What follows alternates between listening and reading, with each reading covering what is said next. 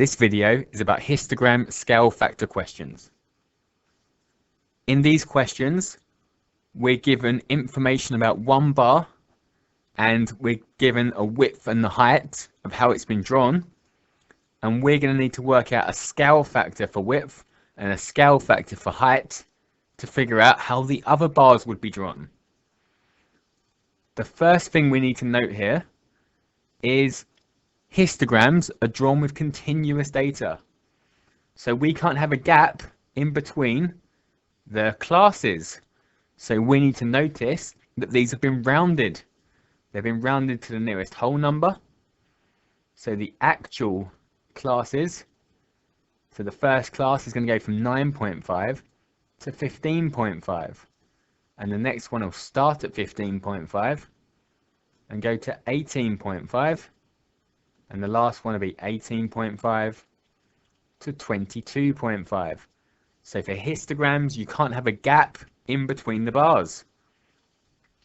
That's important because if we didn't change them, we'd get the class widths wrong. And what we're going to do is we're going to work out the class width and the frequency density.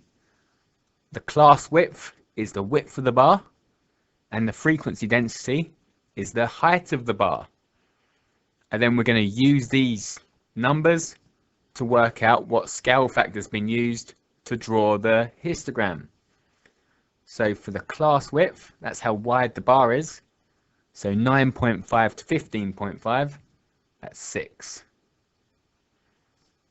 15.5 to 18.5, that's 3. And 18.5 to 22.5, that's 4. And frequency density, that's frequency divided by class width. So 18 divided by 6 for the first one, that's 3. 27 divided by 3 for the second one, which is 9. And 16 divided by 4, that's 4. So that's how we would draw the histogram with that class width and that frequency density. But it's been drawn differently.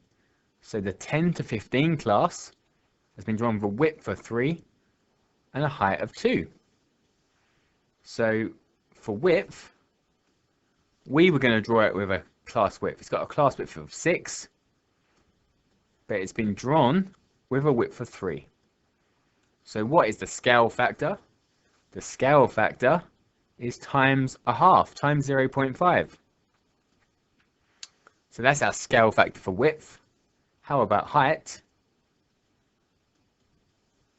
Well, we were going to have a frequency density of 3, and it's been drawn with a height of 2. So the scale factor must be times 2/3. So we know our scale factors now, and we can use these to work out the width and the height of any of the other bars. So the question says, the 16 to 18 class, find the width and the height. So for the width of the 16 to 18 class, this is the 10 to 15 class, this will be the 16 to 18 class. So the width was going to be 3, but we know the scale factor is times 0.5, so the new width must be 1.5. And the height, we were going to draw it with a height of 9,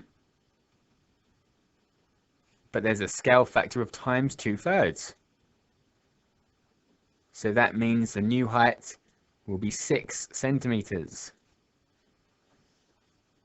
And we could do the same thing for the 19 to 22 class, but we're not being asked to, so we will move on. Okay, here's another question, so pause the video, give it a go, and press play when you're ready to go through.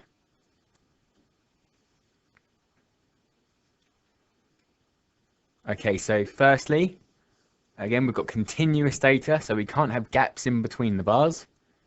So we're going to change them to 4.5 to 8.5, 8.5 to 10.5, and 10.5 to 15.5.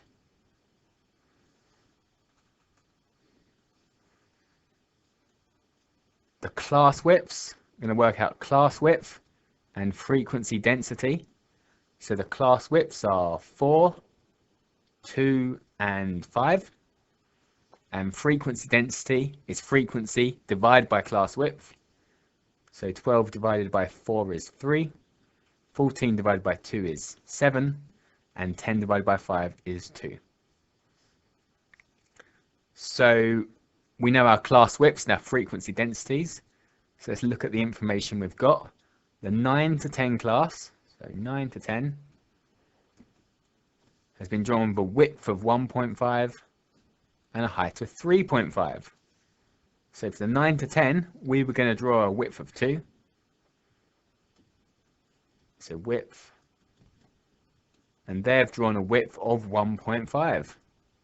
So the scale factor must be times 3/4. And for the height, we've got a frequency density of 7. And it's been drawn with a height of 3.5. So the scale factor is times 1/2. We need to work out the 5 to 8 class. So for 5 to 8, we've got a width of 4. The scale factor is times 3/4. So 4 times 3/4, that's 3 centimeters. And for the height, we've got a frequency density of 3. The scale factor is times 0.5. So our height must be 1.5 centimeters.